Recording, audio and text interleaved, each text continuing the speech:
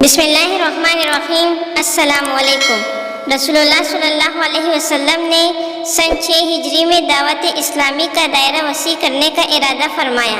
اس کے لیے آپ نے عرب و عجم کے حکمرانوں کو 8 دعوتی خط لکھے۔ آپ نے جن حکمرانوں کے پاس یہ خطوط ارسال فرمائے تھے ان میں سے ایک ثمامہ بن اسال رضی اللہ عنہ تھا۔ ثمامہ کو اہم حکمرانوں میں شامل کرنا اور اس کے یہاں دعوتی خط روانہ کرنا حیرت انگیز اور قابل تعجب اس لیے نہیں تھا کہ وہ نہایت با اثر اور اہم شخصیت کا مالک تھا۔ وہ دور جاہلیت میں عرب کا ایک حکمران، قبیلہ بنو حنفیہ کا ایک سربراہ، وردہ رئیس اور علاقہ یمامہ کے ان بادشاہوں میں سے تھا جن کی کوئی بات ٹکرائی نہیں جاتی تھی۔ جب ثمامہ کے پاس رسول اللہ صلی اللہ علیہ وسلم سے قاصد پہنچا تو اس نے اس کے ساتھ نہایت توہین آمیز اور غیر ذمہ دارانہ رویہ اپنایا۔ جھوٹے پائیدار اور جاہلانہ غرور نے اس کو کفار پر جما دیا اور اس نے دعوت حق سے اپنے کان بند کر دیے۔ پھر شیطان اس پر سوار ہو گیا۔ وہ رسول اللہ صلی اللہ علیہ وسلم پر بے خبری کی حالت میں اچانک حملہ کر کے آپ صلی اللہ علیہ وسلم کا کام تمام کر دینا چاہتا تھا، اور اپنے اس ناپاک منصوبے کی تکمیل کے لیے وہ کسی مناسب موقع کا انتظار کرنے لگا، مگر اللہ تعالیٰ نے اپنے نبی کو اس کے شر سے محفوظ رکھا۔ ثمامہ اگرچہ رسول اللہ صلی اللہ علیہ وسلم کے ارادے قتل سے باز آ گیا، لیکن وہ آپ کے صحابہ کو قتل کرنے کے ارادے سے دستبردار نہیں ہوا۔ وہ برابر ان کی طاق میں لگا رہا۔ آخر کار وہ چند صحابہ پر قابو پانے میں کامیاب ہو گیا اور ان کو نہایت دردناک طریقے سے شہید کر ڈالا۔ اس وجہ سے رسول اللہ صلی اللہ علیہ وسلم نے صحابہ میں اس بات کا اعلان فرما دیا کہ وہ جہاں کہیں ملے قتل کر دیا جائے۔ صحابہ کے قتل اور نبی کریم صلی اللہ علیہ وسلم نے اسلام کے اس اعلان کے کچھ ہی دنوں بعد ثمامہ نے عمرہ ادا کرنے کا ارادہ کیا، اور اس ارادے سے وہ اپنے علاقے یمامہ سے مکہ کی سمت روانہ ہوا۔ وہاں پہنچ کر وہ کعبے کا طواف اور اس میں رکھے ہوئے بتوں کے لیے قربانی کا ارادہ رکھتا تھا، لیکن اپنے اس سفر کے دوران وہ مدینہ کے قریب ایک راستے سے گزرتے ہوئے اچانک ایک ایسی آفت میں پھنس گیا جس کا اسے وہم و گمان تک نہیں تھا۔ ہوا یہ کہ رسول اللہ صلی اللہ علیہ وسلم کے بھیجے ہوئے کچھ مسلمانوں پر مشتمل ایک فوجی دستے نے، جو اس خطرے کے پیش نظر کہ کہیں کوئی شر پسند رات کی تاریکی سے فائدہ اٹھا کر مدینہ کے باشندوں کو نقصان نہ پہنچا دے، ثمامہ کو دیکھا اور اسے گرفتار کر لیا۔ حالانکہ ان میں سے کوئی بھی اسے پہچانتا نہ تھا، اور اس کو مدینہ لائے اور اسے مسجد کے ایک ستون سے باندھ دیا، اور اس بات کا انتظار کرنے لگے کہ رسول اللہ صلی اللہ علیہ وسلم سے بنفس نفیس اس قیدی کے حالات سے واقفیت حاصل کر کے اس کے بارے میں کوئی فیصلہ صادر فرمائیں گے۔ جب رسول اللہ صلی اللہ علیہ وسلم گھر سے مسجد کی طرف آئے اور اس میں داخل ہونے کا ارادہ کیا تو آپ کی نظر ثمامہ پر پڑی جو ستون سے بندھا ہوا تھا۔ آپ نے صحابہ کرام سے دریافت فرمایا، جانتے ہو تم لوگوں نے کس کو گرفتار کیا ہے؟ صحابہ کرام نے عرض کیا، نہیں اے اللہ کے رسول، ہم اس سے واقف نہیں ہیں۔ یہ قبیلہ بنی حنفیہ کا سردار ثمامہ بن اسال ہے، اس کے ساتھ حسن سلوک سے پیش آنا۔ آپ صلی اللہ علیہ وسلم نے قیدی کا تعارف کرواتے ہوئے فرمایا۔ پھر آپ واپس گھر تشریف لے گئے اور گھر والوں سے کہا کہ تمہارے پاس جو بھی کھانا ہو اسے جمع کر کے ثمامہ بن اسال کے پاس بھیج دو۔ پھر آپ صلی اللہ علیہ وسلم نے ہدایت فرمائی کہ میری اونٹنی کا دودھ صبح و شام دھو کر اس کو پیش کیا جائے۔ پھر آپ ثمامہ کو اسلام کی طرف مائل کرنے کے خیال سے اس کے پاس تشریف لے گئے اور اس سے پوچھا کہ ثمامہ تمہارا کیا خیال ہے؟ تم ہماری طرف سے کس قسم کے سلوک کی توقع رکھتے ہو؟ میں آپ کے متعلق اچھا گمان اور آپ سے اچھے برتاؤ کی امید رکھتا ہوں، لیکن اگر آپ میرے قتل کا فیصلہ کرتے ہیں تو ایک ایسے شخص کا قتل کرائیں گے جو قتل کا مجرم ہے، اور اگر احسان کر کے مجھے چھوڑ دیں تو ایک احسان شناس کو اپنا ممنون کرم پائیں گے، اور اگر آپ کو مال کی خواہش ہے تو وہ بھی فرمائیے، جتنا مال چاہیں گے دیا جائے گا۔ اس نے جواب دیا۔ اس گفتگو کے بعد رسول اللہ صلی اللہ علیہ وسلم نے ثمامہ کو اس کے حال پر چھوڑا اور 2 روز تک اس سے کوئی تعارض نہیں کیا۔ اس دوران ان کے پاس حسب معمول کھانے پینے کی چیزیں اور اونٹنی کا دودھ برابر پہنچتا رہا۔ 2 دن بعد رسول اللہ صلی اللہ علیہ وسلم پھر اس کے پاس تشریف لائے اور وہی سوال کیا، ثمامہ تمہارا کیا خیال ہے؟ تم ہم سے کس قسم کے سلوک کی توقع رکھتے ہو؟ اس نے جواب دیا، میرے پاس کہنے کی وہی باتیں ہیں جو اس سے پہلے میں کہہ چکا ہوں۔ اگر آپ میرے اوپر احسان کرتے ہیں تو ایک ایسے شخص پر احسان کریں گے جو اس کی قدر پہچانتا ہے، اور اگر میرے قتل کا فیصلہ کرتے ہیں تو آپ کا یہ فیصلہ حق بجانب ہوگا، کیونکہ میں آپ کے آدمیوں کو قتل کر کے اس کا مستحق قرار پا چکا ہوں، اور اگر آپ کو مال کی خواہش ہے تو بتائیے، جو چاہیں گے آپ کو پیش کیا جائے گا۔ اس موقع پر بھی آپ صلی اللہ علیہ وسلم نے اس سے مزید کچھ نہیں کہا، بلکہ اس کو چھوڑ کر چلے گئے۔ البتہ اگلے روز آپ صلی اللہ علیہ وسلم پھر اس کے پاس گئے اور پھر وہی سوال دہرایا، ثمامہ تم کو ہماری طرف سے کس طرح کے برتاؤ کی امید ہے؟ اور اس نے بھی حسب سابق وہی جواب دیا، اگر آپ میرے اوپر احسان کرتے ہیں تو ایک احسان شناس شخص پر احسان کریں گے، اور مجھے قتل کرا دیتے ہیں تو میں اس کا مستحق ہوں، اور اگر آپ کو مال کی ضرورت ہو تو فرمائیے، آپ کا مطلوبہ مال میں آپ کو پیش کر دوں۔ اس سوال و جواب کے بعد رسول اللہ صلی اللہ علیہ وسلم نے صحابہ کو مخاطب کرتے ہوئے فرمایا کہ ثمامہ کو رہا کر دو، اور حسب ارشاد اس کی زنجیریں کھول دی گئیں۔ رہائی پا کر ثمامہ مسجد سے نکلا اور مدینے کے باہر بقیع کے قریب واقع کھجوروں کے ایک باغ میں گیا جس میں کنواں تھا۔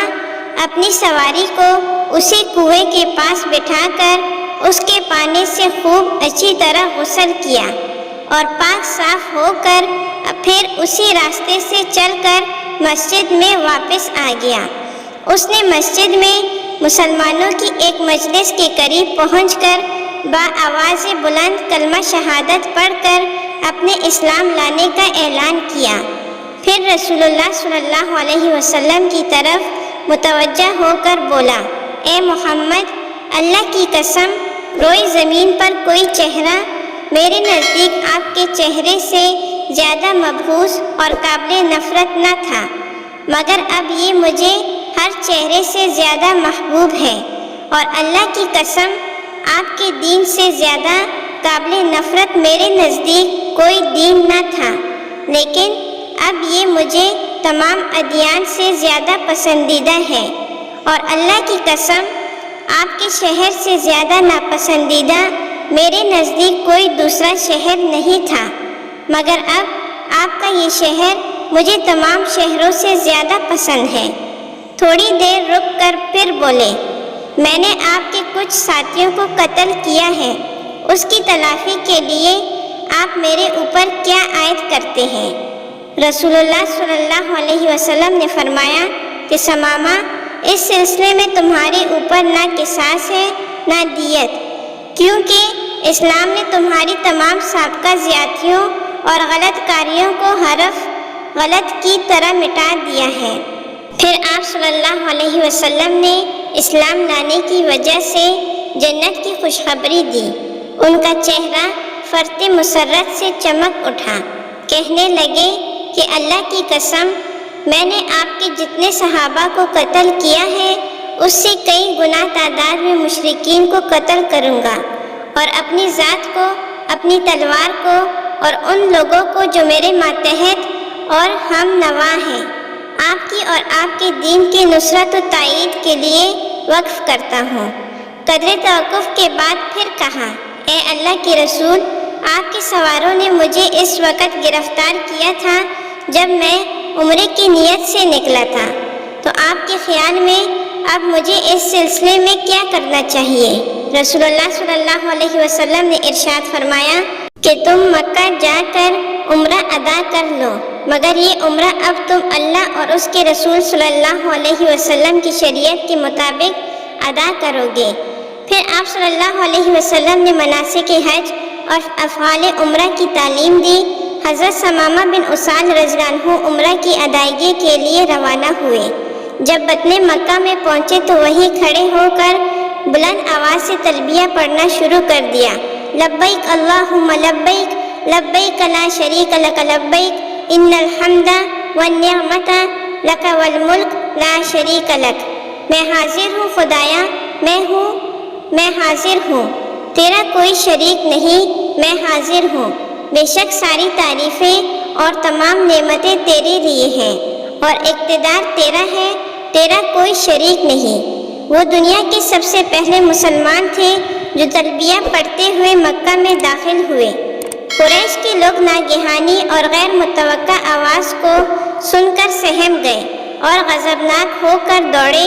انہوں نے اپنی تلواریں بے نیام کر لیں اور آواز کی طرف لپکے تاکہ اس شخص پر ٹوٹ پڑے جو ان کے کچار میں گھس آیا تھا۔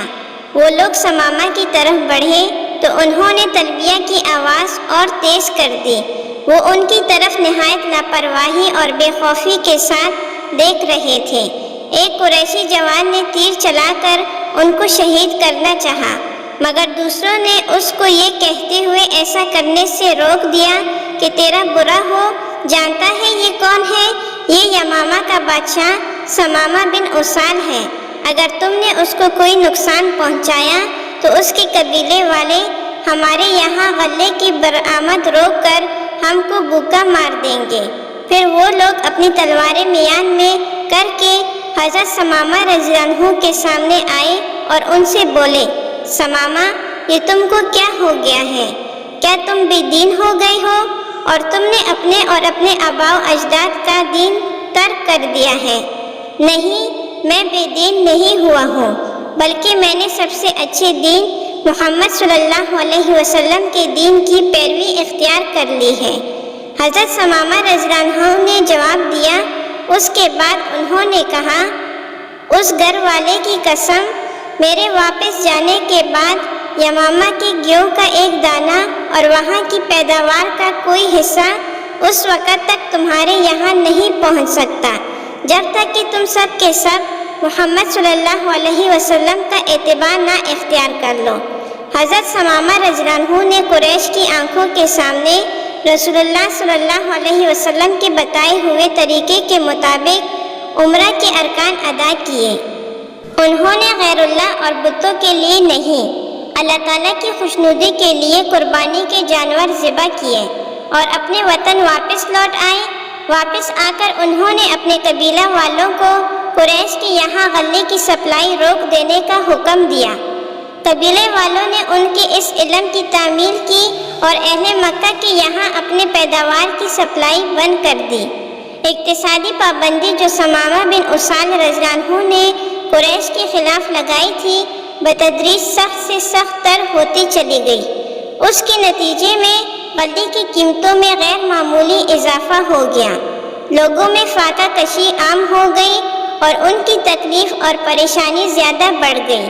اور جب نوبت یہاں تک پہنچی کہ ان کو اپنے اور بال بچوں کی بھوک سے مر جانے کا شدید خطرہ لاحق ہو گیا، تو انہوں نے رسول اللہ صلی اللہ علیہ وسلم کو لکھا، ہم آپ کے متعلق پہلے سے یہ بات جانتے ہیں کہ آپ صلح رحمی کرتے ہیں اور دوسروں کو اس کی تاکید کرتے ہیں، مگر اس وقت ہم جس صورتحال کا سامنا کر رہے ہیں وہ یہ ہے کہ آپ نے ہمارے ساتھ قطع رحمی کا طرز عمل اختیار کر رکھا ہے۔ آپ نے ہمارے باپوں کو تلوار سے قتل کیا اور بیٹوں کو بھوکا مار رہے ہیں۔ ثمامہ بن اسال رضی اللہ عنہ نے غلے کی برآمد پر پابندی لگا کر ہمیں سخت تکلیف اور پریشانی میں مبتلا کر دیا ہے۔ اگر آپ مناسب سمجھیں تو اس کو لکھ دیں کہ وہ غلہ وغیرہ پر عائد پابندی ختم کر دے۔ رسول اللہ صلی اللہ علیہ وسلم نے حضرت ثمامہ کو لکھ دیا کہ وہ قریش کے خلاف پیداوار کی برآمد کی لگائی ہوئی بندش ختم کر دے۔ چنانچہ انہوں نے آپ کے حکم کے مطابق وہ پابندی اٹھا لی اور قریش کے یہاں کی سپلائی جاری کر دی۔ حضرت ثمامہ بن اسال رضی اللہ عنہ نے زندگی بھر اپنے دین کے وفادار اور نبی کریم صلی اللہ علیہ وسلم کے ساتھ کیے ہوئے عہد کے پابند رہے۔ جب رسول اللہ صلی اللہ علیہ وسلم کی وفات ہو گئی اور اہل عرب اجتماعی اور انفرادی طور پر اللہ کے دین سے نکلنے لگے اور مسلمہ کذاب نے بنو حنفیہ میں نبوت کا جھوٹا دعویٰ کر کے انہیں اپنے اوپر ایمان لانے کی دعوت دینی شروع کی، تو حضرت ثمامہ رضی اللہ عنہ اس کے سامنے ڈٹ گئے۔ انہوں نے اپنی قوم کو سمجھایا کہ بنو حنفیہ کے لوگوں، خبردار، اس گمراہ کن دعوت کو ہرگز قبول نہ کرنا جس میں نور ہدایت کا دور دور تک پتہ نہیں ہے۔ اللہ کی قسم، یہ شقاوت و بدبختی ہے جس کو اللہ تعالیٰ نے ہم میں سے ان لوگوں پر مسلط کیا ہے جو اسے اختیار کرے، اور زبردست امتحان و آزمائش ہے ان لوگوں کے لیے جو اس سے انکار کرے۔ انہوں نے مزید فرمایا، بنو حنفیہ والوں، ایک وقت میں دو نبی نہیں ہو سکتے۔ محمد صلی اللہ علیہ وسلم اللہ تعالیٰ کے آخری نبی ہیں، ان کے بعد کوئی نبی نہیں ہے، نہ ان کی نبوت میں کسی کو شریک کیا گیا ہے۔ حامیم تنزیل الکتاب من اللہ العزیز العلیم غافر الذنب وقابل التوب شدید العقاب ذی الطول لا الہ الا هو الیہ المصیر۔ حامیم اس کتاب کا نزول اللہ کی طرف سے ہے جو زبردست ہے، سب کچھ جاننے والا، گناہ معاف کرنے والا اور توبہ قبول کرنے والا ہے، سخت عذاب دینے والا اور بڑی صاحب فضل ہے، کوئی معبود اس کے سوا نہیں، اسی کی طرف سب کو پلٹنا ہے۔ پھر فرمایا کہ کہاں اللہ کا یہ عظیم کلام اور کہاں مسلمہ کذاب کا قول، اے مینڈک تم جتنا چاہو ٹر ٹر کرتے رہو، اپنی اس ٹر ٹر سے نہ تم پانی سے روک سکتے ہو نہ پانی کو گدلا کر سکتے ہو۔ پھر وہ اپنے قبیلے کے ان لوگوں کو لے کر الگ ہو گئے جو اسلام پر ثابت قدم رہ گئے تھے اور راہ خدا میں جہاد اور اس کے دین کو زمین پر غالب کرنے کے لیے مرتدین کے ساتھ جنگ و قتال میں مشغول ہو گئے۔ اللہ تعالیٰ حضرت ثمامہ بن اسال رضی اللہ عنہ کو اسلام اور مسلمانوں کی طرف سے بہترین جزا دے اور اس جنت سے نوازے جس کا وعدہ متقیوں سے کیا گیا ہے، اور ہم کو بھی جنت الفردوس میں داخل فرمائے، آمین۔ امید ہے کہ آپ کو ہماری ویڈیو پسند آئی ہوگی اور ساتھ ہی ہمارے چینل کو سبسکرائب کر دیں۔ جزاک اللہ۔